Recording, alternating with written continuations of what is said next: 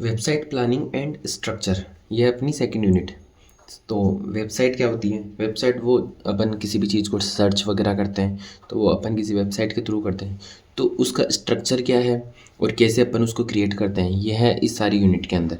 इससे पहले अपन ने डिजिटल मार्केटिंग में फर्स्ट यूनिट कर ली है, उसमें नॉर्मल की डिजिटल मार्केटिंग क्या होती है, उसके बेनिफिट्स वगैरह ये सब हमने इससे पहले कवर कर लिया। तो आज सेकंड यूनिट स्टार्ट करते हैं। सबसे पहले इसमें आता है www मतलब world wide web. World wide web क्या होता है? So which is the collection of all the websites accessibility via the internet.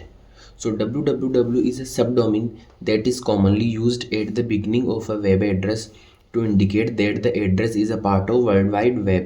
Means कि www कोई भी अपने पास वेबसाइट है, जैसे http://www.google.com। तो ये www क्या है? ये एक सब डोमेन है जो वेबसाइट के नेम से पहले लगता है और इसका ये बताता है कि ये जो अपनी वेबसाइट है ना वो वर्ल्डली एक्सेसिबल है और इसको हर कोई एक्सेस कर सकता है। तो ये चीज़ होगी। अब अपना सेकंड टॉपिक है डोमेन। डोमेन क्या होती है? So a domain is a name of a website and it is a part of a web address. Domain क्या होता है कि अपनी कोई भी वेबसाइट है उसका नाम क्या है, यूनिक नेम क्या है, वो होता है domain. And it is a part of a web address, ये पूरा एक वेब एड्रेस होता है और ये डोमेन इसी का पार्ट है।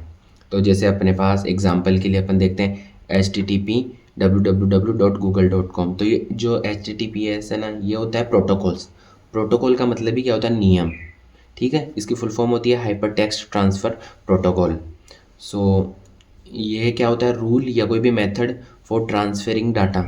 तो ये हो गया HTTP। फिर इससे अगला आता है अपने पास www। इसको अपन बोलते हैं सब डोमेन। सो सब डोमेन हो ही गया जो डोमेन के नेम से पहले लगता है और इसका ये बताता है कि जो अपनी वेबसाइट है वो हर जगह से एक्सेसिबल है, हर कोई उसको एक्सेस कर सकता है पूरे वर्ल्ड वाइड। फिर ये है गूगल। गूगल क्या है? डोमेन का नेम, इसी को अपन बोलते हैं सेकंड लेवल डोमेन, जो एक यूनिक नेम होता है और हर वेबसाइट के लिए अलग होता है। और फिर लास्ट है अपना .com। ये है अपना टॉप लेवल डोमेन। ठीक है। सो अब टाइप्स ऑफ डोमेन अपने पास हो गए सेकंड लेवल डोमेन और टॉप लेवल डोमेन। तो ये जो गूगल है ना, ये इसको तो अपन बोलते हैं सेकंड लेवल डोमेन जो होता है यूनिक नेम। और ये जो बाद में .com, .mil, .gov, .net ये सारी चीज़ें लगाते हैं ना, ये होता है अपना top level domain. So second level domain क्या होता है? So it is a unique name of a website and it is a choose to represent your brand, कि अपना जो भी ब्रांड है, अपना जो बिजनेस है, उसको रिप्रेजेंट करने के लिए अपन जो नाम लिखते हैं वो होता है सेकंड लेवल डोमेन। अब टॉप लेवल डोमेन क्या होता है? So are referred as a domain extensions, मतलब डोमेन का extension. They appear at right of SLD after the dot, मतलब डॉट के बाद जो राइट में लगता है ना वो होता है अपना टॉप लेवल डोमेन। जैसे most popular top level domains हो गए, जैसे पहला .com जो सबसे ज़्यादा यूज़ है। सो .com किसका फुल फॉर्म है? मतलब कॉमर्शियल का शॉर्ट फॉर्म है .com। सो इसकी फुल फॉर्म होगी commercial. So first top level domain launched for business and commercial use, still most popular. So ये हो गया .com। सेकेंड अपना .net। नेट तो शॉर्ट फॉर्म होगी और इसके फुल फॉर्म होगी network. So create for technology organisations and business website owners. तो ये हो गया .net। थर्ड अपने पास .edu, मतलब ये इसका फुल फॉर्म होगी education. So create for universities, colleges and other educational institutions. फिर .org means organisations, for organisations.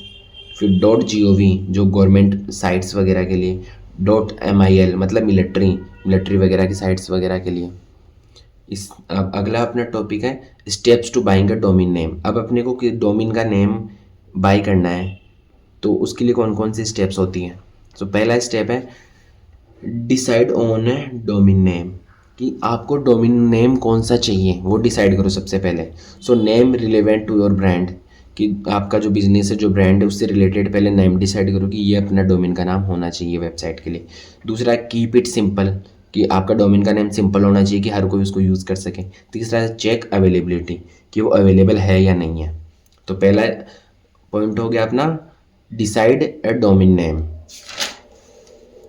अब सेकंड है अपना चूज अ डोमेन एक्सटेंशन। अब डोमेन नेम तो हमने चूज कर लिया, अब उसका एक्सटेंशन की .com लगाना है, .net लगाना है, .tech लगाना है, वो जैसे कॉमन एक्सटेंशन हो गए .com, .net, और किसी इंडस्ट्री के लिए अपने को चाहिए तो वो हम लिखेंगे .tech, .store एक्सेट्रा, और किसी कंट्री वगैरह के लिए जैसे .us, .uk, वो सारे। सो पहला तो हो गया कि नेम डिसाइड करो, सिंपल होना चाहिए। दूसरा हो गया कि डोमेन का फिर एक्सटेंशन, डोमेन का एक्सटेंशन क्या होगा, .com होगा, .tech होगा, वो सारी चीज़ें। थर्ड अपने पास स्टेप हो गया सर्च फॉर द डोमेन। अब हमने नेम तो डिसाइड कर लिया, अब उसको सर्च करो कि वो अवेलेबल है भी या नहीं है। So use a domain register. So website like GoDaddy, Namecheap और Google domains allow you to search for available domains. इन पे अपन चेक कर सकते हैं कि ये डोमेन अवेलेबल है या नहीं है। And consider alternatives if desired domain is taken, अगर जो हमने सोचा है वो ऑलरेडी ले लिया है किसी ने, तो उसका अल्टरनेटिव कंसिडर करो कि उससे रिलेटेड कोई और डोमेन मिल जाए तो उसको अपन बाई कर सकते हैं। अब फोर्थ स्टेप हो गया अपने पास रजिस्टर द डोमेन। अब डोमेन हमने देख लिया, अब उसको रजिस्टर तो करना पड़ेगा। सो select register. So choose a reliable domain register based on a price, feature and customer service. उनके अकॉर्डिंग अपना जो डोमेन है उसको रजिस्टर करना, फिर रजिस्टर करो। So follow the registration steps to purchase the domain. You will need to provide a personal and payment information, क्या आपको पर्सनल इन्फॉर्मेशन वो पूछेंगे, वो सब देनी पड़ेगी, और फिर लास्ट में पेमेंट करना पड़ेगा। फिर सेट रजिस्ट्रेशन ड्यूरेशन, मतलब आप कितने टाइम के लिए वो डोमेन चाहिए वो सेट करो। So typically you can register a domain for 1 to 10 years, और फिर उसके बाद अपन उसको आगे से आगे बढ़ा सकते हैं। अब फिफ्थ पॉइंट है अपने पास सेट अप डोमेन प्राइवेसी। ये अपने पास ऑप्शनल है कि डोमेन को अपने को प्राइवेट रखना है, क्या रखना है, वो सारी चीज़ें। So domain privacy protection hides your personal information. अब सिक्स्थ है अपने पास कॉन्फ़िगर DNS सेटिंग्स, मतलब अब जो अपना डोमेन है अब उसको अपन होस्ट करें। So direct your domain to your website या होस्टिंग सर्विस, और अपन उस पर अपना कस्टम ईमेल्स, मतलब ईमेल वगैरह अपन उसमें सेट कर सकते हैं। फिर 7 पॉइंट है वेरीफाई ओनरशिप एंड यूज़, जैसे ईमेल वगैरह से वेरिफिकेशन कि इसको कौन कितने टाइम के लिए यूज़ करेगा वो। फिर 8th पॉइंट अपने पास रिन्यू योर डोमेन, जैसे अब अपन ने 1 साल के लिए उसको सेट करा है, अब अपने को वापस उसको कंटिन्यू रखना है, रिन्यू करना है, तो वो अपना 8th स्टेप हो गया। सो एक तो होता है automatic renewal. So set automatic renewal to avoid losing your domain, means उसमें सेट कर दो कि ऑटोमेटिकली वो रिन्यूअल हो जाए, तो आपके पास मैसेज आएगा, आप उसको रिन्यू कर सकते हैं। एक होता है मॉनिटर एक्सपायरेशन, मीन्स आप खुद उसको देखते जाओ कि हाँ इसका ड्यूरेशन होने वाला है, अब अपन इसको रिन्यू करें, तो वो चीज़ हो गई। 9th पॉइंट है अपने पास launch your website. So website hosting, choose a hosting provider if you have not chosen, means अब अपने को वेबसाइट को लॉन्च कहाँ करना है तो वो डिसाइड करके वेबसाइट को लॉन्च करना, और फिर वेबसाइट को बिल्ड और लॉन्च, ये हो गया। फिर अगला टॉपिक अपना promote and protect your domain, कि अब अपन ने बना लिया, अब इस जो डोमेन है वगैरह अपनी वेबसाइट है उसको SEO जैसे सर्च इंजन वगैरह या मार्केटिंग के थ्रू उसको प्रमोट करना। एंड मॉनिटर फॉर इन्फ्रिक्वेंट्स, मीन्स किसी कोई नए बदलाव के लिए, अच्छी चीज़ों के लिए उसको मॉनिटर करते रहना, और जो चीज़ मतलब कमी है उसको सुधारना। तो ये अपने 10 स्टेप्स हो गए डोमेन को बाई करने के। ठीक है, तो अपन ने पढ़ लिया अब तक कि डोमेन क्या होती है, वेबसाइट क्या होती है, और कौन कौन से स्टेप्स होते हैं। अगला टॉपिक अपना वेबसाइट लैंग्वेज एंड टेक्नोलॉजी। अब वेबसाइट लैंग्वेज एंड टेक्नोलॉजी का मतलब होता है कि अपन कोई भी वेबसाइट क्रिएट करते हैं तो उसके अंदर कौन कौन सी लैंग्वेजेस यूज़ करते हैं और कौन कौन सी टेक्नोलॉजी से अपन उसको क्रिएट करते हैं, ये है इस टॉपिक के अंदर। So web technology refers to the various tools and techniques that are utilized in the process of communications between different types of devices over the internet. So web technology क्या हो गई कि टूल्स और techniques जो अपन use करते हैं किसी website को क्रिएट करने के लिए, एक दूसरे से कम्युनिकेट करने के लिए, वो चीज़ हो गई।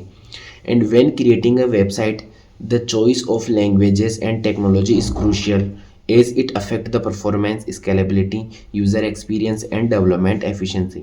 मीन्स अगर अपन कोई भी वेबसाइट क्रिएट कर रहे हैं तो उसके लिए कि कौन सी लैंग्वेज अपन को यूज़ करना है, कौन से टूल्स या टेक्नोलॉजी यूज़ करना है, वो बहुत ज़रूरी है कि अच्छे से यूज़ करें, क्योंकि जितनी अच्छी अपन लैंग्वेज वगैरह यूज़ करेंगे उतनी अच्छी अपनी वेबसाइट निकल के आएगी, वो उसकी स्केलेबिलिटी बढ़ेगी, परफॉर्मेंस बढ़ेगी, यूज़र का एक्सपीरियंस अच्छा होगा।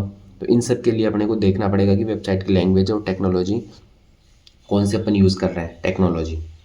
सो अपन कौन कौन सी लैंग्वेजेस यूज़ करते हैं, पहले तो अपने वेबसाइट का एक तो होता है फ्रंट एंड जो अपने को दिख रहा है, और एक होता है बैक एंड जो बैक में क्या क्या वर्क हो रहा है। सो फ्रंट एंड के लिए अपन यूज़ करते हैं जो क्लाइंट साइड होती है उसके लिए HTML, CSS और जावास्क्रिप्ट। HTML क्या करता है, अपने को स्ट्रक्चर बना के देता है वेबसाइट का। CSS उसमें स्टाइलिंग का काम करता है, और जावास्क्रिप्ट उसमें फंक्शनलिटी ऐड करता है। तो ये हो गया अपना फ्रंट एंड के लिए वेबसाइट के। अब अपना वेबसाइट की बैकएंड जो सर्वर साइड होती है उसके लिए भी अपने पास बहुत सारी लैंग्वेजेस हैं, जैसे जावा स्क्रिप्ट हो गई, पाइथन हो गई, PHP हो गई, रूबी हो गई, जावा हो गई, .NET हो गई, और भी बहुत सारी हैं। तो ये सारी लैंग्वेजेस यूज़ करके अपन जो बैक का जो कोड होता है ना, वो सारी चीज़ें जो सर्वर साइड पे होती है XYZ जो भी, वो अपन क्रिएट कर सकते हैं। जैसे जावा स्क्रिप्ट है ना, और Node.js है, ये क्या करता है, allow JavaScript to run on server side and enabling full stack development with one language. मतलब इस एक लैंग्वेज का यूज़ करके अपन पूरा वेबसाइट वगैरह डेवलप कर सकते हैं, फ्रंट एंड बैक एंड दोनों। तो ये हो गई एक। दूसरी हो गई python. So known for the simplicity के वो सिंपल है, reliability and often used for back end web development. फिर हो गई PHP, server side scripting language widely used for building dynamic websites, जैसे एग्जांपल हो गया वर्डप्रेस। फिर हो गई Ruby, focus on convention our configuration making it fast to build and deploy web applications। फिर है जावा, a versatile language used for enterprise level application robust security features। और फिर लास्ट होगी .NET Core, so used for building high performance apps partially on Windows servers। ये सारी चीज़ें, तो ये लैंग्वेजेस हो गई बहुत सारी। तो आज इतना ही, अब आगे अपन पढ़ेंगे नेक्स्ट वीडियो में।